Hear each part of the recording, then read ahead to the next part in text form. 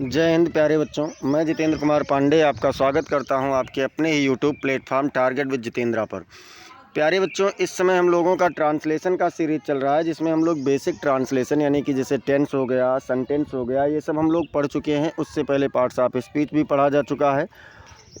Translation और आप लोगों का जो पार्ट ऑफ स्पीच का है इसका प्लेलिस्ट आपको लिंक में दिया गया है। साथ ही साथ शाम 7 बजे हिंदी के साहित्य का आप लोगों का MCQs कराया जा रहा है, मोस्ट इम्पॉर्टेंट MCQ कराया जा रहा है। उसके भी प्लेलिस्ट का लिंक आप लोगों को डिस्क्रिप्शन में दिया गया है।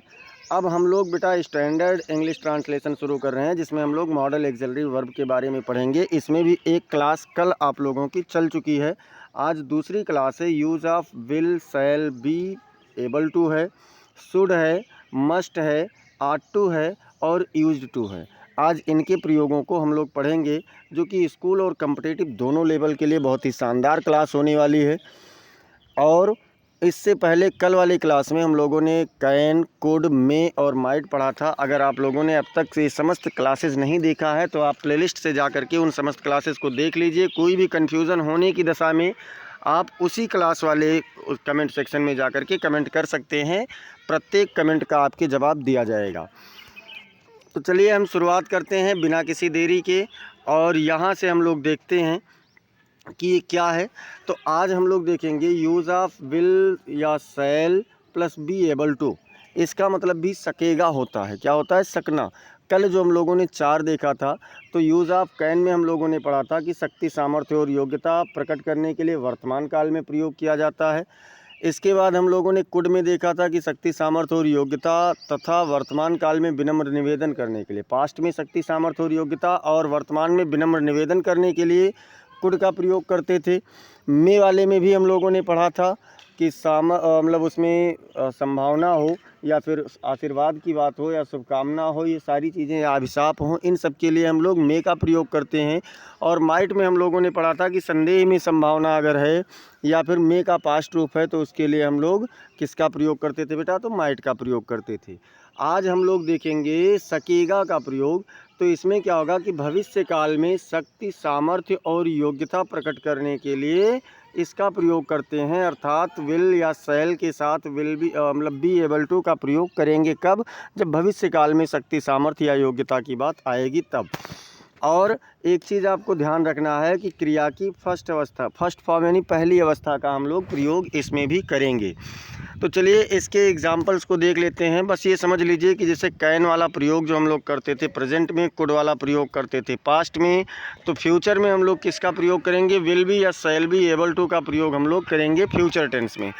तो चलिए हम लोग अब यहाँ से बेटा इसके एग्जाम्पल्स को देखते हुए और समझते हुए चलते हैं, इससे बेहतर समझ में आ जाएगा।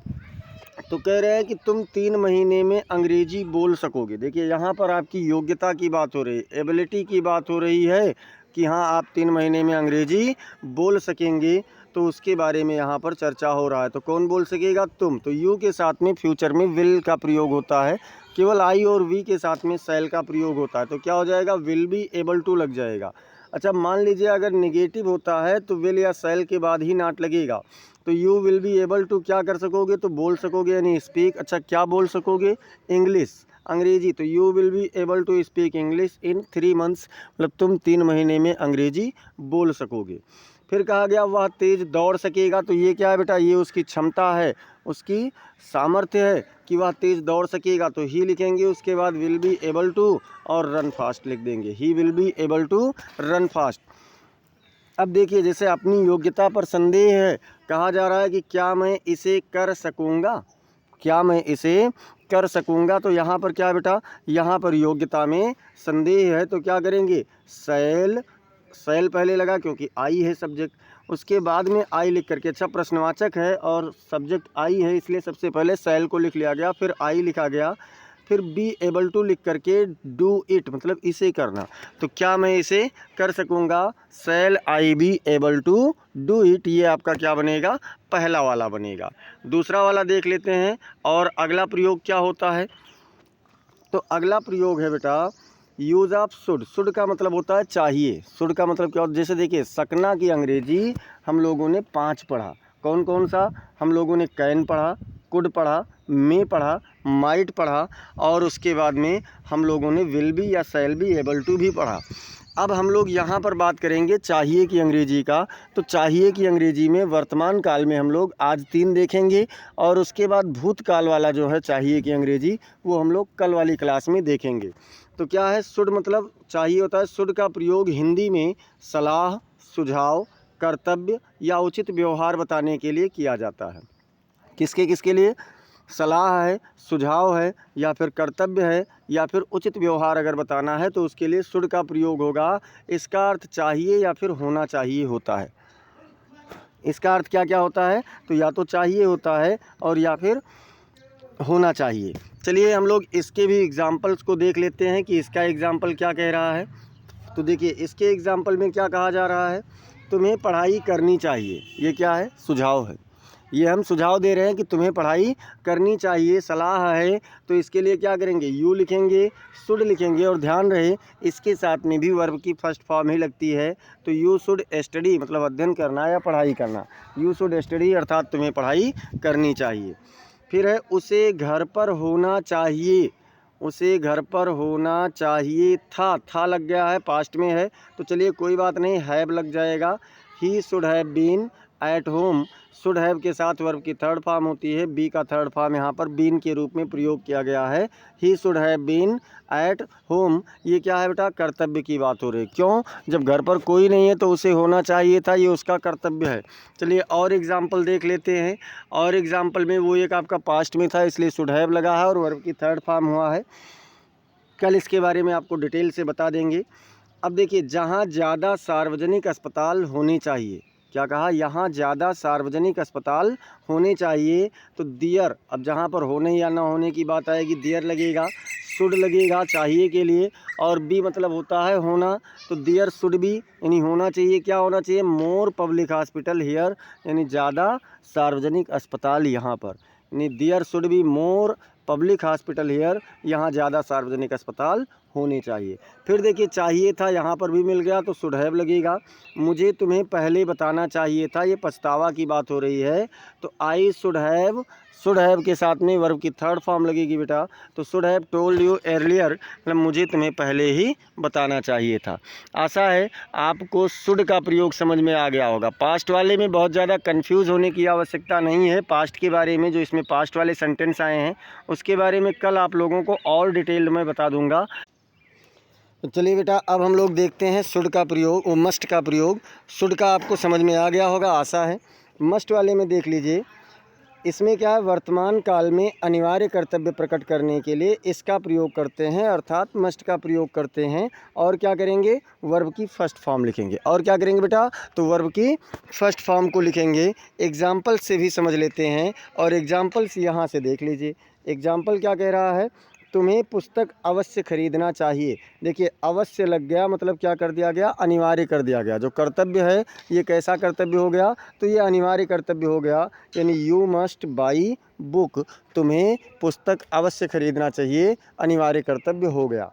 फिर उसे यहाँ आना ही चाहिए, ही जो लग गया ये क्या कर रहा है? ये अनिवार्यता को प्रकट कर रहा है। तो इसके लिए क्या हो जाएगा? He must come here. क्या हो जाएगा? मस्ट का प्रयोग होगा। अगर यही चीज़ ही ना लगा होता तो मस्ट नहीं होता। फिर ऐसे कहा गया हमें अपने बड़ों का सम्मान अवश्य करना चाहिए। अब देखो अवश्य हटा दो तो यहाँ मस्ट का प्रयोग नहीं होगा, तब किसका होगा? आप लोग कमेंट में बताइए। लेकिन अगर अवश्य लगा है तो अनिवार्य कर दिया गया तो क्या हो जाएगा? मस्ट हो जाएगा, यानी we must respect our elders. क्या हो जाएगा? We must respect our elders. ये आपका इस वाले का हो जाएगा। चलिए आशा है आपको अब तक मस्ट वाला समझ में आ गया होगा। यदि कोई कन्फ्यूज़न है तो कमेंट में बताइए। और हम लोग देखते हैं अगला प्रयोग आट टू। आट टू क्या है बेटा? यूज़ ऑफ आट टू यानी कि आट टू का यानी चाहिए का प्रयोग। तो वर्तमान काल में नैतिक या सामाजिक कर्तव्य प्रकट करने के लिए, किसके लिए? या तो नैतिक कर्तव्य हो या फिर सामाजिक कर्तव्य हो के लिए आट टू के साथ वर्ब की फर्स्ट फॉर्म का प्रयोग करते हैं। ठीक है। तो मस्ट मतलब किसके लिए, अगर नैतिक कर्तव्य है तब भी आर्ट टू के साथ में वर्ब की फर्स्ट फॉर्म होगी, और अगर सामाजिक कर्तव्य है तब भी आर्ट टू के साथ में वर्ब की फर्स्ट फॉर्म होगी।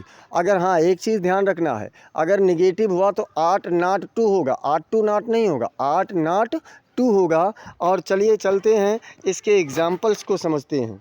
एग्जाम्पल्स यहाँ पर देखिए क्या कह रहा है, हमें अपने बड़ों का सम्मान करना चाहिए। अभी देखिए इसके पहले हमने क्या लिया था, अवश्य लिया था, तो वहाँ पर मस्ट का प्रयोग हुआ, और जब यहाँ पर अवश्य नहीं लिया गया तब क्या हुआ, तो यहाँ पर किसका होगा, आर्ट टू का प्रयोग होगा। तो क्या हो जाएगा बेटा कि वी आर्ट टू, क्योंकि बड़ों का सम्मान करना हमारा नैतिक कर्तव्य है, तो क्या हो जाएगा, we ought to respect our elders, हमें अपने बड़ों का सम्मान करना चाहिए। अब ये देखिए कह रहा है हमें हरे पेड़ नहीं काटने चाहिए, ये क्या है, ये सामाजिक कर्तव्य है। कैसे है भैया, देखिए अगर हरे पेड़ हैं तो उससे पूरे समाज को लाभ होता है, पूरे पृथ्वी पर सभी जितने भी निवासी हैं सबको, अरे किसी को फल मिल रहा है, किसी को लकड़ी मिल रही है, तो अगर किसी को कुछ नहीं मिल रहा तब भी उससे ऑक्सीजन तो मिल रहा है, तो इसलिए सबको लाभ है। तो क्या करेंगे, वी आर्ट नॉट टू, देखिए नॉट टू लगा, आर्ट टू नॉट नहीं लगा, ought not to cut green trees, यानी हमें हरे पेड़ नहीं काटने चाहिए। आशा है समझ में आ गया होगा, और अगर समझ में आ रहा है तो एक बार कमेंट करके आप लोग ज़रूर बताते रहें कि जी सर जी समझ में आ गया है। चलिए अब हम लोग चलते हैं अगले पर, और अगला क्या, आज का ये लास्ट यूज होगा, यूज्ड टू आज का लास्ट यूज है बेटा। और मैं बता दूं इस समय क्लासेस थोड़ी स्लो चल रही हैं, मतलब कि स्लो नहीं, 4-5 यूज इसलिए मैं पढ़ाता हूं, छोटी क्लास रखता हूं ताकि आपको समझ में आ जाए। मान लो अगर एक साथ में आधे घंटे की क्लास, 1 घंटे की क्लास बना करके इसका मैराथन क्लास चला दूंगा तो वो आपके लिए दिक्कत होगी। हाँ इसका मैराथन चलाया जाएगा, मैराथन इसका चलेगा, कब चलेगा, जब पूरा आप एक बार थोड़ा थोड़ा करके पढ़ के ख़त्म कर लेंगे ना, तो एक दिन मैं इसकी लगभग 1 घंटे 1.5 घंटे की पूरा एक्सिलरी वर्ब का पूरा मैं क्या करूँगा बेटा, आपको एक मैराथन क्लास प्रोवाइड कराऊँगा। तो चलिए देखते हैं यूज्ड टू का क्या है। यूज्ड टू का कोई विशेष अपना अर्थ नहीं होता है, तो इसलिए यहाँ पर हमने उसकी मीनिंग नहीं लिखी है। बस ये जानिए कि अगर भूतकाल में नियमित आदत प्रकट करने के लिए यूज्ड टू के साथ वर्ब की फर्स्ट फॉर्म, देखिए यहाँ पर वर्ब हिंदी में टाइप हो गया है, डजेंट मैटर, आप लोग वर्ब की स्पेलिंग जानते हैं। तो क्या है कि वर्ब की फर्स्ट फॉर्म का प्रयोग करते हैं और यूज्ड टू का प्रयोग करते हैं। चलिए एग्जाम्पल को देख लेते हैं इसके। एग्जाम्पल भूतकाल में जब नियमित आदत होगी, तो जैसे यहाँ पर कहा गया कि मेरी माताजी प्रतिदिन मंदिर जाया करती थी, तो कौन जाया करता था, मेरी माताजी। मंदिर कौन जाती थी, प्रतिदिन, तो मेरी माताजी जाया करती थी। और my mother used to go to temple daily, देखिए यूज्ड टू लगा उसके बाद गो लगा, क्योंकि नियमित आदत है, माताजी प्रतिदिन जाती थी, तो used to go to temple daily. फिर कहा गया वह बचपन में मुझसे मिला करता था, यहाँ पर एक सिंगल मात्रा होनी चाहिए, वह बचपन में मुझसे मिला करता था। मिलता था अगर कह दिया जाए तो पास्ट इंडेफिनिट में हो गया, मिला करता था मतलब क्या है, ये आपकी नियमित आदत को प्रकट कर रहा है।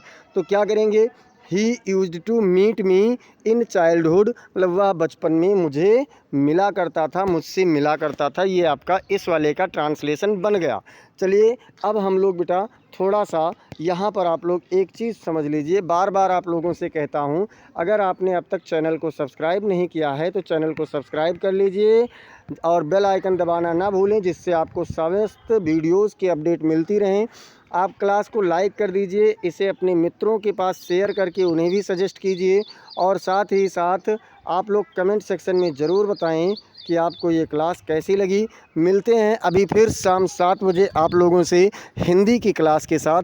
आज हिंदी में बहुत ही महत्वपूर्ण युग है द्विवेदी युग, और द्विवेदी युग के बारे में आज हम लोग संपूर्ण मैराथन देखेंगे एक ही क्लास में। तो चलिए तब तक के लिए जय हिंद, जय भारत।